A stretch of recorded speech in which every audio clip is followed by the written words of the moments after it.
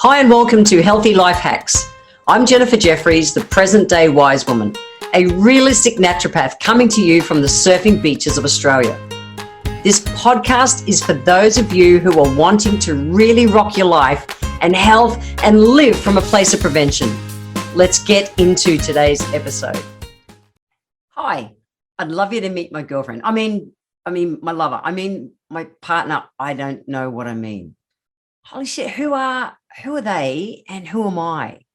Now, words are the most singularly powerful force available to humanity. They really are. Words they carry so much energy.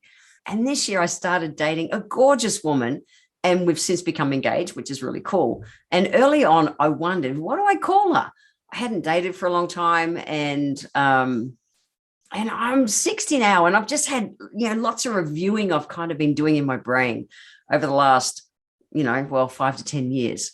And in this relationship, I really was wondering, how do I introduce you? What are our kind of roles in life? I'm a crone nowadays. I'm living into the second half of my life. And I wondered. And so we had a big chat about it. We really did. Now, at this stage, Alice was my girlfriend, committed to being, my girlfriend and partners. And she was absolutely my lover. And in the past, I would have said, hey, this is Alice, she's my girlfriend, or hey, this is Alice, she's my partner. And when we were talking about it, we thought, why shouldn't 60-year-old women have lovers instead of just girlfriends? Now, what's the difference? Because words hold energy. And I had a bit of a Google search, and everything was based around saying that, like the girlfriend or the partner is the committed thing. And then the lover is maybe something on the side or something you have when you're not really committed. And I thought, why? Why does it have to be that? It doesn't have to be that. The reality is that, words hold energy, and I can bring my energy differently to any word.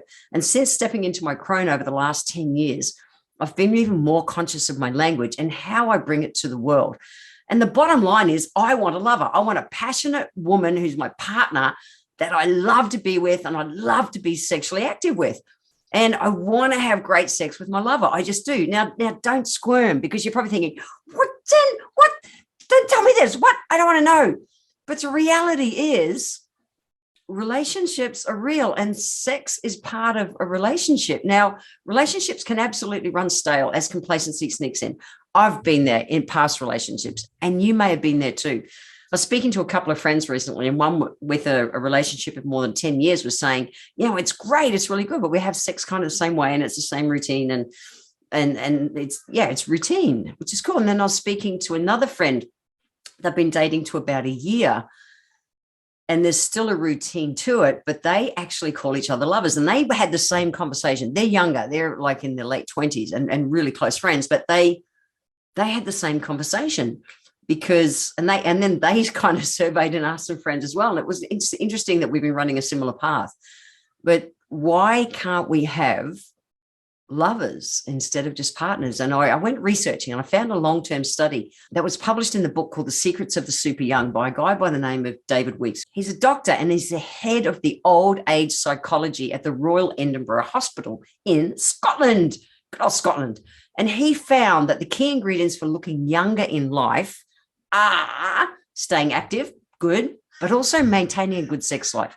And he studied 3,500 people from 30 to 101, good ages. And he found that sex helps you look between 4 and 7 years younger. And I know energetically, as a practitioner, absolutely, it would the pure energy of that kind of action, habits and everything would totally have our body feeling younger as well. So the way that they measured if people looked between 4 and 7 years younger was by having people impartially look at their photos and say, kind of how old.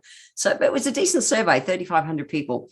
And the bottom line of it all is I do everything in my life. I talk actively about, I want to age gracefully. I want to age youthfully. I don't want to be the little old lady in the flowery dress bent up and having their body not work for them. I want to be strong, fit, healthy, and vital all the way through my life, however long that goes. I want to be that 96-year-old chick that they're going, what the fuck is she doing now?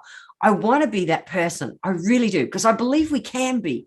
I don't believe we have to turn into little old people. I believe we can be strong and fit and healthy physically and mentally all the way through our lives. And I know surfing and the other things I do in my life play a huge part.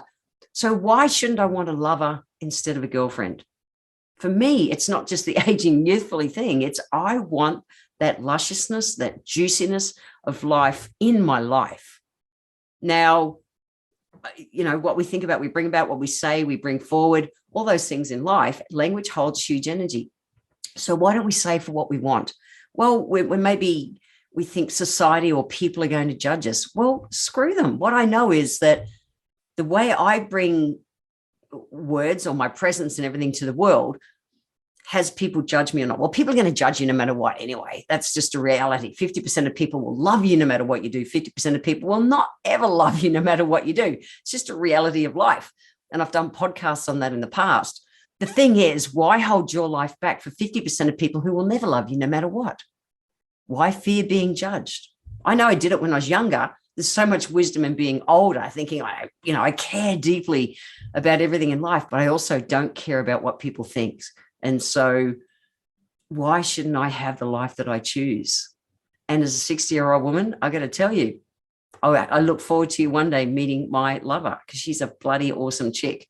And the same as my vibe I bring to the world, being a gay woman and being out as a gay woman allows me to bring it to the world in a way that I'm not judged negatively and things like that. So if we fear it, we attract it. I choose to just attract the good in life. So I'm curious, what do you want? Do you want a luscious life that's got passion and excitement and sex and helping your body to age slower, or not? That's it. There's no right or wrong. It doesn't matter. This is just a conversation I want to bring forth. Where are you and what do you want to do with your health and physically and emotionally and relationships for the rest of your life? I know I choose that I want a lover and I want great sex and I want a committed, juicy relationship. That's it. That's the bottom line. And I choose to live into that this way. So I hope I haven't spun you out. It's just something to contemplate, and you can choose to take it on or not. The thing is, if we don't, question and have deep inquiry in life, we stay stale.